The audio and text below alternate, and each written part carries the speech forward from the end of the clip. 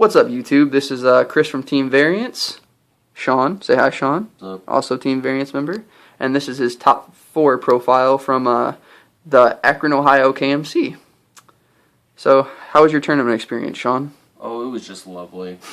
Did you enjoy yourself? Oh yeah, it was actually a really good time. There was nothing really bad going on, so the community was really nice. Like, I had no complaints whatsoever about them. That's good. Okay, let's get on to your deck. So, what'd you play? I played Dragons. Dragons. Alright, let's just start going down the line.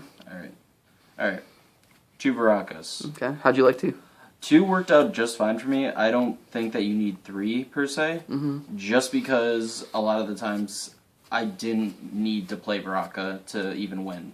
It was just kind of a, maybe if you need a fast attacker, play Baraka. If you need to, like, just drop everything on the board with Baraka, that's when it's useful. Other than that, the bouncing effect, maybe for, like, recycling your Andromedas or something, is good. But I didn't find it that useful. Okay. But it was still alright. Alright, next.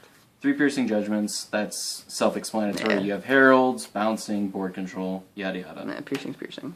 Dragon's Breath. How'd you like it? The reason I was playing this at the KMC was solely because there was a lot of rush. Yeah, we did see a lot of rush. It came in handy in about two out of my 6 rush matches that I played against. And you played against 6 rushes, right? Yeah.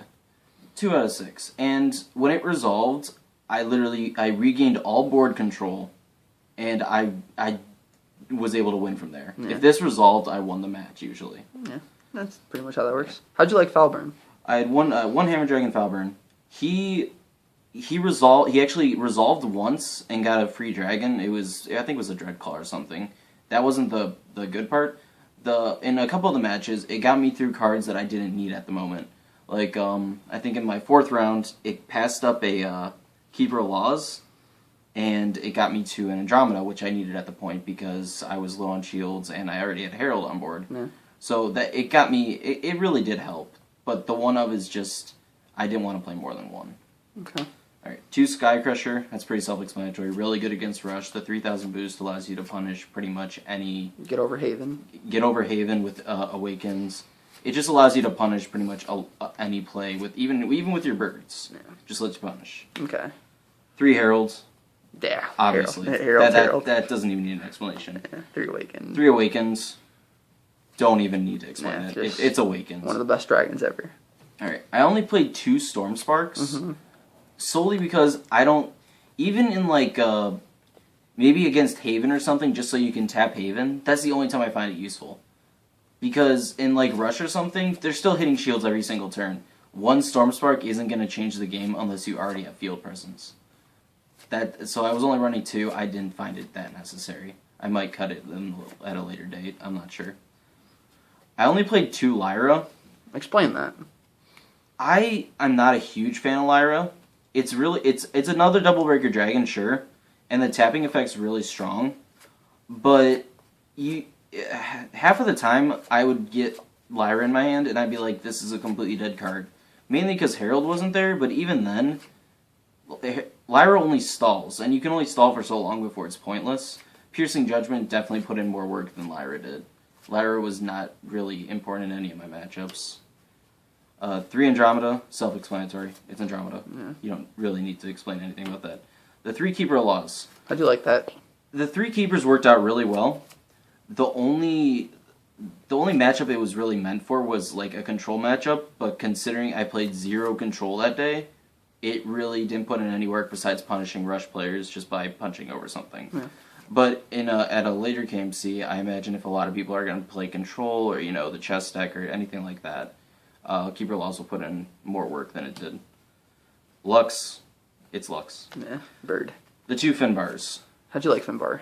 Finbar is an amazing card. The reason behind Finbar is solely because your draw power in this deck is really lacking unless you hit Nyx early. If you don't hit Nyx, you're going to be stuck almost at 1 to 2 cards in hand almost every time. Just because of your progressions with the birds into Herald. So if you don't get Nyx, you're going to be top decking before you know it. With Finbar, once you get to a certain turn, you can just start swinging with birds to get your draws. And that's very important because you obviously need your dragons in hand if you want to resolve Herald or do anything of that nature.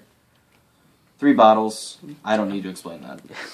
3 Nicks, obviously self-explanatory. The 2 Dreadclaw was more so because we thought a lot of people would be playing discard decks. And if early on in the match, if they discard a lot of your dragons or even your birds, Dreadclaw comes in handy just by recycling your hands. Gives you your mana sources, lets you actually do things.